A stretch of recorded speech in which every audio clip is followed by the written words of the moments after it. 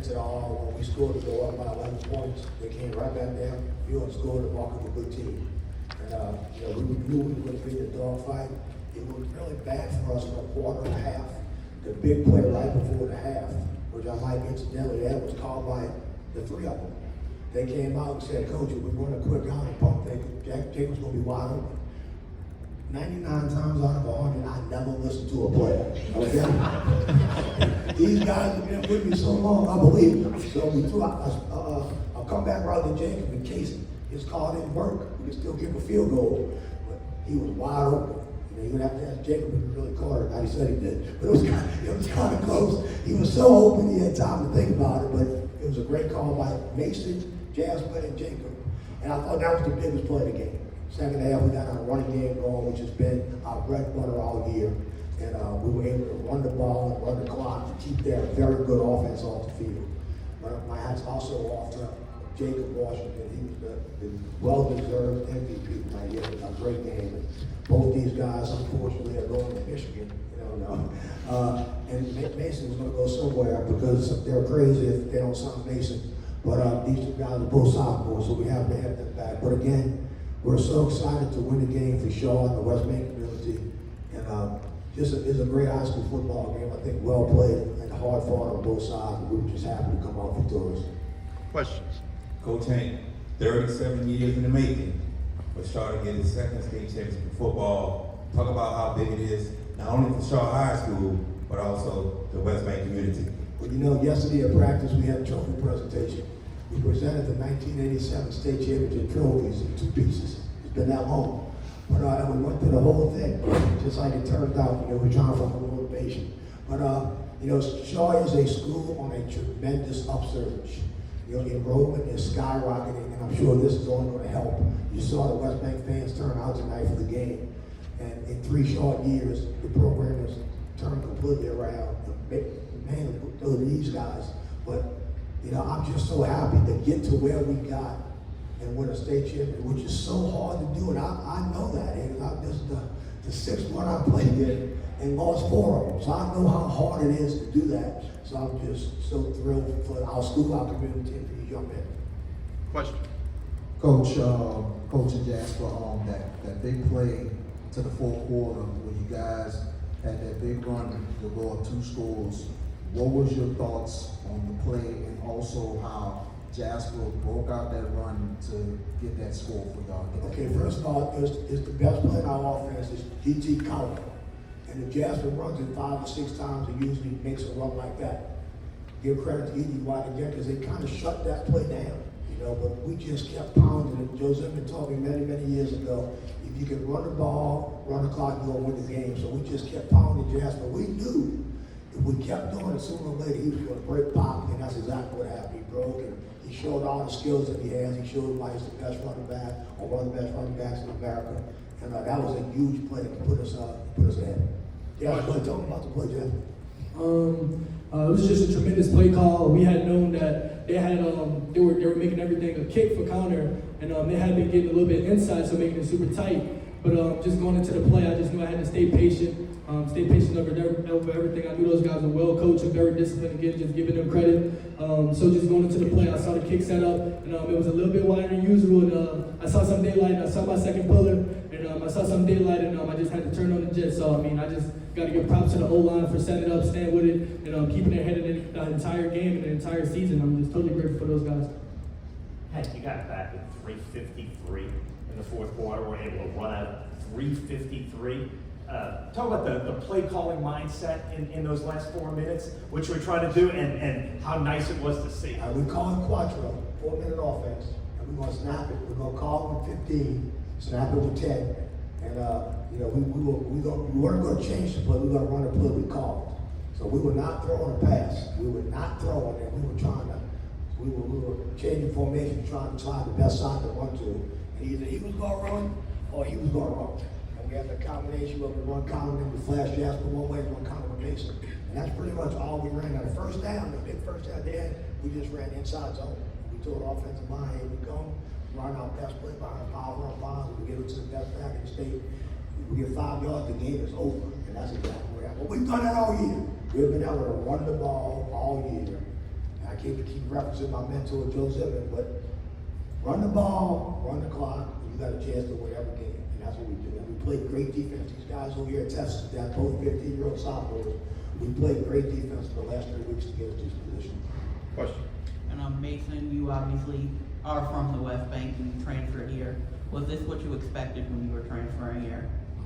To be honest, no. I mean, when you go to a school that's not known for winning, you don't think you're going to win. But Coach Hank put it in our head that we were going to win, and we showed up every day and trusted the process, and look where we are. Question. All the ball coming from Boone's side. What's going through your mind at the end of that first quarter? I thought we were in deep trouble. We could not stop their option, which we have not seen that offense in the 3 years that I've been at Shaw. We've not seen it. And you guys know a little bit about me. I ran that exact offense for 14 years. And we got a quarterback to punch to named T.J. Philly, who was 6'7". So we couldn't run it with him.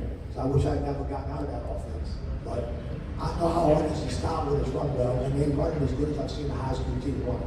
So I thought we'd get down by two scores. You know, we're not going to get the ball back. The game's over. And our defense made a huge stop. They were about to make it 14-0. Our defense made a huge stop. And we got the ball to the field. We got the ball back. And then we stopped, we tied it up. But the running through my mind was we were in deep trouble and we weren't running the ball. So, we were playing more, believe me. Question. Hank, when you left Ponchatoula and decided to come back to Shaw, did you realistically think that you could do this quickly? I thought we could build a good program. I really did. And I keep saying this, and I don't mean it bad. We were in 4A. We were not in the Catholic League. So the gauntlet's not there. We played a good schedule this year, but the last 2 years we did not play a good schedule. So we built up a lot of confidence, beat teams that really weren't very good until we got in our district. And I don't mean it bad. I truly don't. And then we got into our district and Belchers and St. Charles obviously very good teams. And this year, we scheduled hard. We turned nobody down. We played Carl, we played Rumble, we played St. James. We was in the dome last night, Lafayette Christian. Because I thought we could have a really good team. So I decided we're going to play the hardest schedule we can play. And if we really have a chance to be as good as I thought we could be, then it would help us. And it did. We stayed injury free. But to answer your question, I thought we could be a really good program again, but no, I didn't. That was the goal. Every time we passed the dome, 7 on 7 at all points, that's what we're going to be. But Question. Jasper, it looked like you were kind of battling through some injuries tonight. Just kind of describe your mentality coming into the game. I heard you don't like your injuries.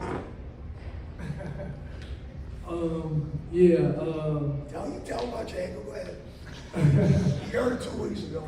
Practice a whole week, so go ahead, Caleb. Yes, sir. I mean, coming into the season, I had some ankle injuries last year, but it was nothing that would stop me from playing, especially just being out there with my brothers. But coming into this game, we knew those guys play with intensity, and if they could weed something out like that, they definitely use the edge and get to it. I mean, just like any good player would. So I mean, just coming to the game, they just stayed pretty low, and I'd rolled it a couple times here and there, and they'd grab it and twist at it. But that's definitely part of the game. So props to those guys. It's definitely part of the game. I mean, I would hate to play a game without anybody that has the grit to do that. But I definitely was battling with it, and it was great that I was able to triumph. I mean, the biggest thing I had to do is just stay on it. Mason had an ankle earlier, and I just told him you got to stay up and walk it off, and you'll be back. Your adrenaline's going to carry you. So that's definitely what I did this game, and just happy I was able to make it through. Question. Coach, this is for you and Jasper, but in that second half, obviously Jasper 62-yard touchdown run to put you all back in front. Do you think that was kind of the spark that gave you all the momentum the rest of the way? Absolutely. We told them at halftime that we weren't going to get very many possessions, and we had to make it count. And we went 3 and out in the first one, and then they kept the ball for about 8 minutes again. So that was definitely a play in the second half that kind of ignited us. Absolutely. Question. Torch on Crescent City Sports. Jasper, Ann Arbor really going to love you after today. 1,384 yards this season, had another 174, had another touchdown with 21. Just tell us how excited you were to finish out the season with the same title. It was just It was definitely a testimony to our hard work. When I got here, Coach Tierney just told me to trust the process, and that's definitely what he did. I bought into everything he said. He's I think one of the greatest coaches on earth. So I mean, just being able to adopt his mentality, coming in here and keeping my head up through it was definitely a win in my eyes. Now I got some things from this state championship that I carry with me for the rest of my life. But yeah, just coming into the season, I knew we can go far. And I just got to thank those guys up front and that leader to the left of me. He kept us in it the entire season. And this guy catching balls coming up there with me, my best friend. We've kind of carried the senior leadership role, and we did it well, and we knew where we could be. So Coach Hank said he was surprised, but coming into this year, I wasn't. I knew we had some guys that were going to battle and would put their lives on the line and win this game. Question. This is for the MVP, Jacob Washington. Your call. Today was your game. Best game you played this whole season. Talk about being ready and accepting the challenge to help put his team on your back and get this win for Archbishop Shaw. Yeah, thank you. I just want to give credit to my coaches, Coach Hank, Coach Doug, Coach Frank, just putting in our positions to make plays and eventually just coming down with it. I mean, when my number was called, I answered. That's all I got to say. Let me say something about that. What has happened, to be honest with you, is teams have been double covering Jacob all year. Tonight, E.D. White went the opposite direction. They loaded the box up, and they tried to take these two away. In the first set, they single covered Jacob. And he hadn't gotten coverage like that in a long, long time. But he is capable of playing like he played tonight in every game, and that's why he's going to Michigan. He's going to be a great player at Michigan, and totally unselfish. Never played, never in his games, he didn't catch a pass. But he was all about the team. And I think ultimately that's why we won, because we had unselfish guys. But the way he played tonight is the way he's going to play in college, and maybe even after college. Question. That was a question. Hey Jacob, what were you thinking when that ball was in the air? You were wide open, kind of bobbled a little bit. Yeah, what was going through your mind? Did it seem like it took forever for it to come down? Yeah, so those balls that you're wide open, the balls in the air for a long time, it's just those are the hardest ones. I'm gonna be honest with you. And I knew I had to come down with it and make a play to help us win and put us in a position to be successful. All right, second to last question. To the two players that are going to Michigan, was this the best moment of your high school career, or was it when you got that commitment right there? I'd definitely say the commitment is definitely up there. It's like if it were anything, it'd be that this was up by 1 point, just being out there with guys I consider family. It's definitely one of the biggest achievements in my life. I mean, I just trust the process, of course. I mean, I've been with this guy since 8th grade, and even before that, we've been playing together half of our lives. So I mean, it was just amazing being able to capture this moment with some guys that I can always call on and count on. But I'm definitely looking forward to getting up to Ann Arbor, getting that cold weather, feeling it out just from the south. But I say this moment takes the cake right now. It was 11 degrees in Ann Arbor. Coach, I got a final question for you right here. I hope you're okay with it. Oh, my boss. I got a raise? Hey, congratulations. But, Hank, we've talked about this kind of story within your story, Ponchatoula, back to Shaw after being away from Shaw, and how God is, has a plan, and I really believe that. Hank, tell me about what it feels like now, the character of these young men that you coach, and the way they conduct themselves with the virtues and their attitude as far as their faith.